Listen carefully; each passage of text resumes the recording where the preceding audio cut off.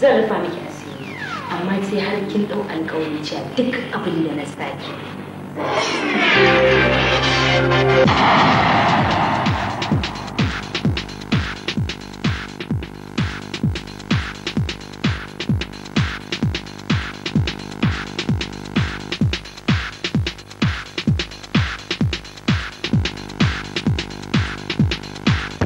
Ƙarshen abin da ɗan adam zai yi ma a rayuwa ce zai ɗauki ranka. Ita sa'adatan da bai kafi ki. Uwar gidanka kai wasa sai ta raba ka da kowa kai hatta mahaifiyar. Abu ba abin da ne masa kawai wulakanci ne ini ya yi mu. Cuta ta za ka yi? Kai da kasa. Hajiya duk abin da kike so zan yi.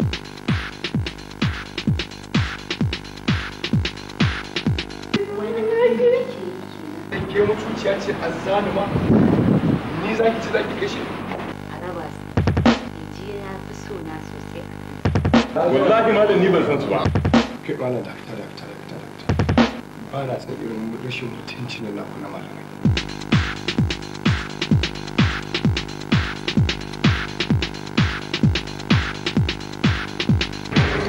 Amma ko uwar da hashin Allah ya isa tsakanin zamana ci amana.